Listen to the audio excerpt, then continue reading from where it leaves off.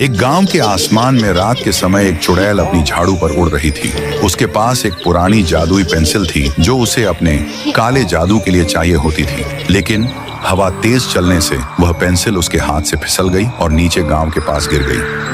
सुबह एक गरीब राइस्टार जो कि प्रसिद्ध चित्रकार था, जो हर दिन अपनी पुरानी कॉपी और पेंसिलों से कुछ न कुछ बनाता था। राइस्टार की रोजी रोटी ड्राइंग से चलती थी। उसे वह पेंसिल रास्ते पर पड़ी मिली। राइस्टार ने उस पेंसिल को उठा लिया। राइस्टार के लिए एक पेंसिल हीरे के बराबर थी। एक लिखावट को देखने के लिए आंगन में राइस्टार ने एक खूबसूरत फूल का चित्र बनाया और वह असलियत में जमीन से उगाया। राइस्टार हैरान रह गया। वह समझ गया कि यह पेंसिल कोई आम पेंसिल नहीं है, बल्कि एक जादुई पेंसिल है। फिर उसने अपनी जिंदगी सुधारने के लिए चीजें बनानी शुरू की, खाना, कपड़े, पैसे और भी जरूरत की चीजें। धीरे धीरे जादुई पेंसिल की बात पूरे गांव में फैल गई। राइस्टार मशहूर होने लगा। सब लोग उसकी चित्रकारी के दीवाने बन गए। लेकिन एक दिन उसके घर पर एक सेनापति आया और राइस्टार से बोला, राजा जी को अपनी पत्नी को जन्मदिन पर तोहफा देने के लिए एक अजीब सा दिखने वाला पेड़ का चित्र चाहिए। राजा जी का आदेश है कि तुम वह चित्र बनाओ। राइस्टार ने चित्र बनाने के लिए हाँ कह दिया। सेनापति वहां से जाने के बाद राइस्टार पेंसिल लेने के लिए टेबल पर आया। वहां दो पेंसिल रखी हुई थी,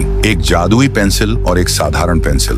दोनों का ही रंग एक जैसा था। राइस्टार ने गलती से जादुई पेंसिल उठा ली जो चित्र को असल में कर देती थी। फिर क्या था, राइस्टार ने पेपर निकाला और अपने मन से एक पेड़ का चित्र बनाने लगा। वह चित्र इंसानी पेड़ जैसा दिख रहा था। राइस्टार उसका चेहरा बनाने ही वाला था कि जो होना था वही हुआ। वह इंसानी लकड़ा बाहर आ गया जिसका सर नहीं था। बदन में गुस्सा उसने सीधा राइस्टार पर हमला बोल दिया। राइस्टार भी उससे। गर्मियों की छुट्टियां चल रही थीं। राइस्टार अपने बेटे चिंटू के साथ इत्मीनान से वक्त बिता रहा था। तभी अचानक एक थका हारा पहलवान भागता हुआ उनके पास आया और हांफते हुए बोला, राइस्टार, हमारे गांव बलवंतपुर को उस खौफनाक राक्षस से बचा लो, वरना वह सबको मार डालेगा। राइस्टार ने चिंटू को वापस घर के अंदर भेज दिया और उस पहलवान से पूछा, अब शांति से बताओ तुम्हारे गाँव में क्या हुआ है। फिर उस हताश पहलवान ने पूरी कहानी सुनाई। आज सुबह की बात है। हमारे गांव में पहलवानों की प्रतियोगिता रखी गई थी। अलग अलग गांवों के बेहतरीन पहलवान इसमें हिस्सा लेने आए थे। हमारे गांव से हमारे बीरजू भैया ने भी भाग लिया था। शाम होते होते खेल खत्म हुआ और बीरजू भैया ने वह प्रतियोगिता जीत ली। गांव वाले बहुत खुश थे और बीरजू भैया तो खुशी से झूम रहे थे। लेकिन तभी अचानक उनकी देह में कुछ अजीब सा होने लगा। देखते ही देखते वह एक विशालकाय भयानक 6 आंखों वाले राक्षस में बदल गए और गांव के किसी भी इंसान को नहीं छोड़ा। सबको मौत के घाट उतार दिया। गांव में भगदड़ मच गई थी। लोग जान बचाने के लिए इधर उधर भाग रहे थे। मैं उसी अराजकता में भागता हुआ आपके पास आया हूँ। कृपया राइस्टार हमें बचा लो। यह सुनते ही राइस्टार ने तुरंत अपनी बाइक उठाई और बलवंतपुर की तरफ तेज गति से चल पड़ा। जब वह वहां पहुंचा तो माहौल पूरी तरह शांत और डरावना था। गांव में हर जगह बस मरे हुए लोगों की लाशें बिखरी पड़ी थीं। राइस्टार जैसे तैसे बीरजू के घर पहुंचा। वहां उसे बीरजू के माता पिता और उसका छोटा भाई मुन्ना मिला। वे गम में डूबे बस रो रहे थे। राइस्टार ने मुन्ना से पूछा, मुन्ना, तुम्हें अपने भाई के बारे में कुछ पता है? छोटे भाई ने हिचकते हुए बताया, मेरा भाई बीरजू बचपन से पहलवान बनना चाहता था। इसी वजह से वह बहुत मेहनत करता था।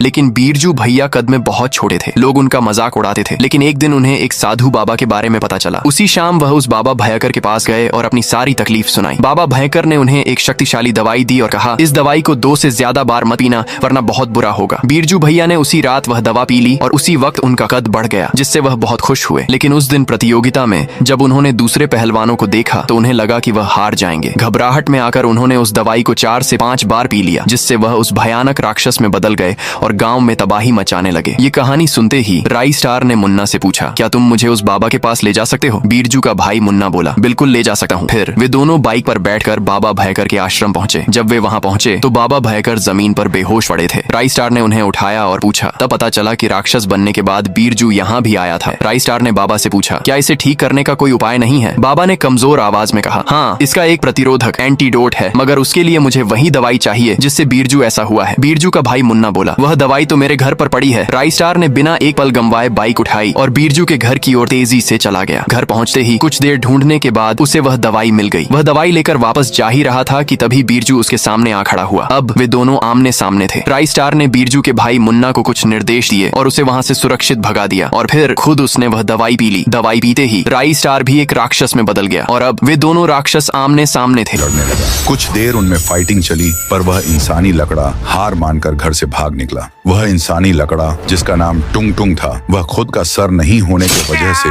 दूसरों का सर कुल्हाड़ी से काट रहा था। टुंग टुंग पूरे गांव में तांडव मचाने लगा और एक ही बात कहता, टुंग टुंग टुंग टुंग साहुर। राइस स्टार जब गांव के अंदर जाकर देखता है तो उसके सामने लाश ही लाश बिखरी पड़ी थी। राइस स्टार पूरी तरह से टूट चुका था। उसे लगने लगा कि ये सब मेरी गलती की वजह से हुआ है। दूसरी ओर वह चुड़ैल अपनी जादुई पेंसिल को ढूंढते ढूंढते राइस स्टार के गांव तक आ गई थी, जिसकी आंखों में गुस्सा कूट कूट कर भरा हुआ था। उसे बस अपनी पेंसिल चाहिए थी। अब क्या करेगा राइस स्टार? वह दोनों तरफ से फंस चुका था। आगे क्या हुआ देखने के लिए सब्सक्राइब करो और एक लाइक ठोक के पार्ट 2 का इंतजार करो। टुंग टुंग पूरे गांव में तांडव मचा रहा था। अपना सर नहीं होने की वजह से लोगों का सर धड़ से अलग कर रहा था। हर तरफ खून, चीखें और टुंग टुंग की भयानक हंसी गूंज रही थी। टुंग टुंग टुंग टुंग साहुर! राइस स्टार कांपते हुए गांव के बीच पहुंचा। उसकी आंखों में डर कम और गुस्सा ज्यादा था। ये सब मेरी गलती है। अगर मैंने पेंसिल से खेला ना होता तो आज ये कहर नहीं टूटता, उसने खुद से कहा। लेकिन तभी आकाश में चमकती बिजली के साथ चुड़ैल उतर आई। उसका चेहरा आग जैसा लाल और आंखें खून की तरह जल रही थी। वह चिल्लाई, वापस कर मेरी पेंसिल वरना तेरी जान लेकर रहूंगी। राइस स्टार बोला, तेरी पेंसिल से पूरे गांव का कत्ल हुआ है, मैं इसे वापस नहीं दूंगा। इतना सुनते ही चुड़ैल गरज उठी और अपने झाड़ू से काला तूफान बुलाने लगी। दूसरी ओर टुंग टुंग भी कुल्हाड़ी घसीटते हुए वहां पहुंच गया। अब मैदान में 3 ताकतें थीं, राइस स्टार, टुंग टुंग, चुड़ैल। टुंग टुंग ने सबसे पहले चुड़ैल पर हमला बोला, क्योंकि उसे लगता था वही उसका सर छुपा कर बैठी है। चुड़ैल भी कुछ कम नहीं थी, वह भी उससे फाइटिंग करने लगी। राइस स्टार ने मौके का फायदा उठाया और पेपर काट के पेंसिल से एक आग का गोला बना दिया। अगले ही पल सचमुच आग का गोला उठकर टुंग टुंग से टकराया, मगर टुंग टुंग थमा नहीं। उसका सिर नहीं था, इसलिए दर्द उसे महसूस ही नहीं होता था। राइस स्टार ने कांपते हाथों से पेंसिल उठाई और जल्दी जल्दी एक डरावना टुंग टुंग का चेहरा कागज पर बनाया। जैसे ही उसने आखिरी लाइन खींची, अब टुंग टुंग पूरा इंसान बन चुका था, मगर इस बार उसके शरीर में जान आ चुकी थी और जान का मतलब दर्द भी था। राइस स्टार ने सोचा यही वक्त है इसे खत्म करने का। राइस स्टार ने कांपते हाथों से खंजर का चित्र बनाया। सचमुच लोहे का चमकता खंजर उसके हाथ में आ गया। उसने पूरी ताकत से खंजर टुंग टुंग के दिल में घोंप दिया। टुंग टुंग चीखा, टुंग टुंग साहुर! अब बची सिर्फ चुड़ैल। उसकी आंखों में जलन थी। वह चिल्लाई, मूर्ख, तूने मेरी पेंसिल का अपमान किया है। अब तेरी आत्मा को भी मैं इसी पेंसिल में कैद करूंगी। राइस स्टार के पास एक ही रास्ता था, या तो चुड़ैल को मार डाले या पेंसिल को ही नष्ट कर दे। उसने आखिरी बार कागज पर एक जलती हुई आग की लपटें बनाई और पेंसिल को उसी में फेंक दिया। अगले ही पल पेंसिल से तेज चीख निकली। चुड़ैल चीखती रही, नहीं, ये मेरी जान है, मेरी ताकत है। लपटों ने पेंसिल को निगल लिया। चुड़ैल वहीं जमीन पर गिर पड़ी और राख बन गई। गांव में सन्नाटा छा गया। अब न चुड़ैल थी न टुंग टुंग, लेकिन राइस स्टार जान चुका था कि पेंसिल जैसी ताकत इंसान के पास कभी नहीं होनी चाहिए।